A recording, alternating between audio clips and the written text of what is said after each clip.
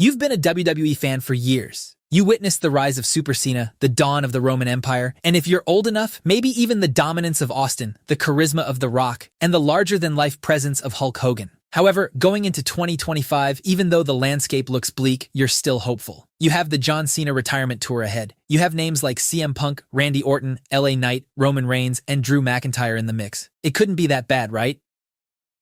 January arrives and the Royal Rumble is here. You clear your schedule. You order the food. You settle in front of your screen like you do every year because the Rumble is always exciting. The Women's Rumble starts, and out of all the possible options, WWE decides to let Charlotte Flair win the Rumble once again. Fans online are pissed. Fans in the audience are pissed, but you keep watching and remain hopeful for the Men's Rumble. Maybe we'll get some cool surprise returns. Maybe Punk will finally win the Rumble for the first time. Maybe Cena will win the Rumble for the final time. But then, Jey Uso wins. The guy who's been floundering in the tag team division for years. The guy who has nothing except a catchy theme and a brain-rot catchphrase. Oh my God, bro. Oh, hell no. Eliminates Cena and punches his ticket to Mania. You sit there staring at the screen, but you don't quit. Not yet.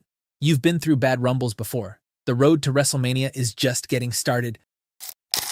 There's still Elimination Chamber in February, and WWE has a whole month to fix this. You keep watching Raw and SmackDown even though both shows feel like a replay of the previous week. Then Elimination Chamber happens in Canada, and suddenly everything changes overnight.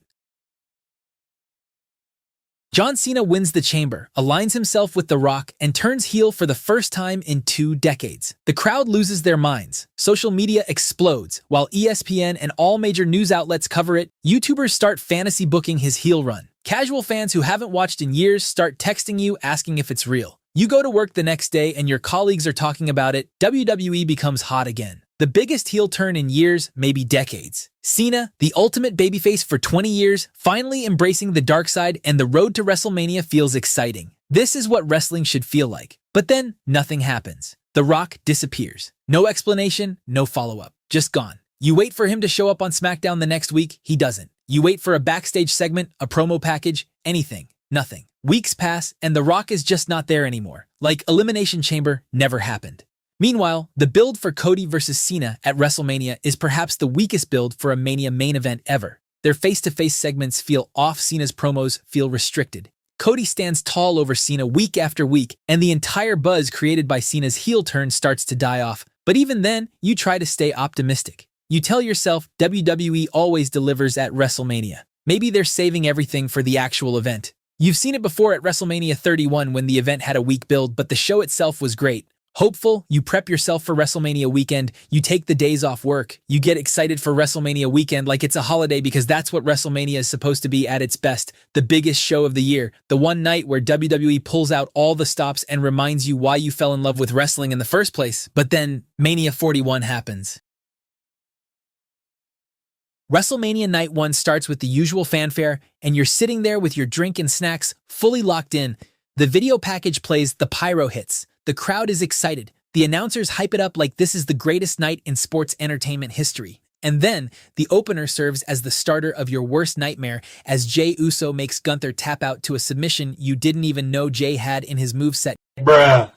Gunther, the guy who held the Intercontinental Championship for over a year, the guy who's been built as an unstoppable monster, taps out to Jey Uso with almost no build and no real story. To make things worse, the rest of Night 1 doesn't get better either. You have some tag matches, some women's matches, and some mid-card matches that feel like they belong on a random episode of Raw instead of the biggest show of the year. It doesn't feel like the WrestleMania when you'd have Undertaker defending his streak or Shawn Michaels stealing the show or when you'd have dream matches like Rock vs. Hogan. It doesn't feel like the grandest stage of them all. It just feels like a long episode of Raw or SmackDown with better production.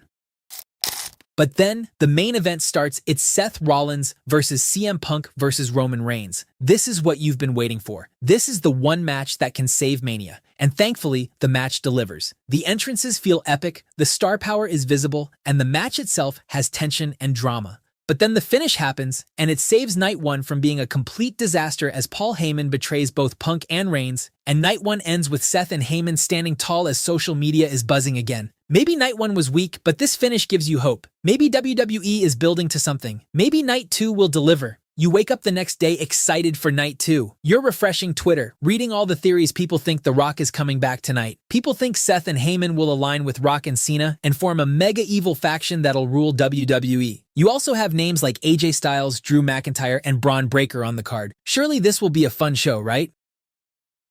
Night 2 starts with the Women's Championship match, and it actually delivers. Rhea, Io, and Bianca tear the house down, and the crowd is hyped. After this, you get a fun street fight and the IC title match with Dirty Dom winning, and you finally feel like you're watching WrestleMania. You're back in. You're believing again. You're invested again. But then, the rest of the card happens, and it's just mid. Matches that would be fine on a pay-per-view, but don't feel like they belong on WrestleMania, but you still have the main event coming, so you stay optimistic. Surely, Cena's final Mania match will be epic, you think. The build was weak, but you're still hoping the match itself will be special. But instead, Travis Scott comes out and ruins the finish of the biggest show of the year. That's it. That's the main event of WrestleMania. A celebrity angle that made no sense, and a finish that felt anticlimactic. You sit there staring at the screen after the show ends, trying to process what you just watched. This was supposed to be special. This was supposed to be the biggest WrestleMania in years, with heel Cena and The Rock and all these massive storylines colliding. Instead, you got 2 nights of mostly forgettable matches and a main event ruined by a rapper. But you're still holding on. You tell yourself that WrestleMania was just the beginning. Cena's historic 17th title run is going to be great. He has the whole year ahead of him. The retirement tour will be special. They're going to do this right, except they don't. Cena gets placed into one-off programs that feel random and nostalgia bait. Instead of having a proper title run that cements his legacy, his heel character feels restricted. His matches feel off. And then, a few days before SummerSlam, out of nowhere, WWE decides to retcon the whole thing and have Cena turn face with a weak apology.